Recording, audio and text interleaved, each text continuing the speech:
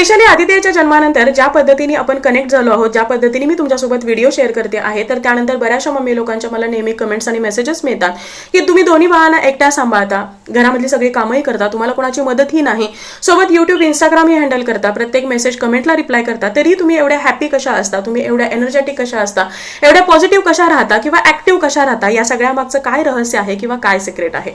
खरं पाहायला गेलं तर काहीही सिक्रेट नाही. ज्या पद्धतीने तुम्ही आपला संसार मुलं सांभाळता, तर त्याच पद्धतीने मी सुद्धा माझ्या या सगळ्या गोष्टी बॅलन्स करण्याचा, हँडल करण्याचा प्रयत्न करते. माझा हा ठाम विश्वास आहे की जी आई एका नव्या जीवाला या जगामध्ये आणू शकते, बाळाला जन्म देऊ शकते, तर ती आई त्या बाळाला वाढवूही शकते, घडवूही शकते, तेही कुणाच्याही मदतीशिवाय. आणि या सगळ्या गोष्टी मी प्रूव्हही केलेल्या आहेत आणि मी अनुभवलेल्या आहेत माझ्या दोन्ही प्रेग्नन्सीच्या वेळेस आणि डिलिव्हरीच्या वेळेस. कारण दोन्ही डिलिव्हरीच्या वेळेस, प्रेग्नन्सीच्या दरम्यान माझ्यासोबत कोणीही नव्हतं, कोणाच्याही मदतीशिवाय मी माझ्या दोन्ही मुलांना वाढवलेलं आहे आणि याचा मला प्रचंड अभिमान आहे.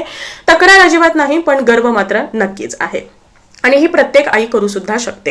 आता जेव्हा एक स्त्री आई होते तर त्यावेळी नक्की काय होतं? त्यावेळी तिच्यासोबत दोन गोष्टी होतात. एक तर ती पूर्णतः कोलमडून जाते किंवा ती खूप जास्त कणखर बनते, स्ट्रॉंग बनते.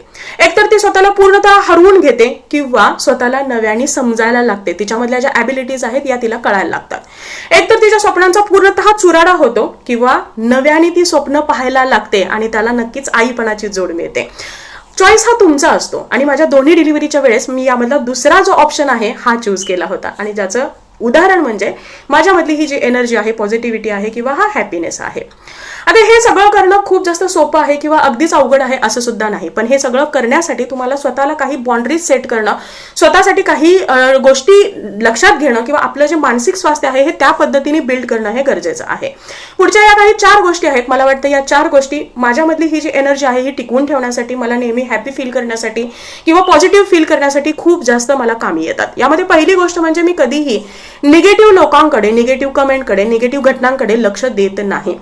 जर एखादी व्यक्ती मला डिमोटिवेट करत असेल, एखाद्या व्यक्तीमुळे माझ्या मनामध्ये निगेटिव्हिटी येत असेल, एखाद्या व्यक्तीला मी आवडत नसेल किंवा एखाद्या व्यक्तीच्या सानिध्यामध्ये माझं मानसिक स्वास्थ्य जर खराब होत असेल, तर अशा व्यक्तींना मी 4 नाही 8 हात लांब ठेवते. मग ती व्यक्ती कितीही जवळची असू द्या, मानाने, वयाने, पैशाने कितीही मोठी असू द्या किंवा माझ्या आयुष्यामधलं तिचं स्थान जे आहे हे कितीही महत्वाचं असू द्या, तरीही अशा व्यक्तींना मी माझ्या लाईफमध्ये थारा देत नाही. त्याच कारणामुळे मी डेली तेवढ्याच पॉझिटिव्हिटीने आणि तेवढ्याच हॅपीनेसने प्रत्येक दिवस सुरू करते.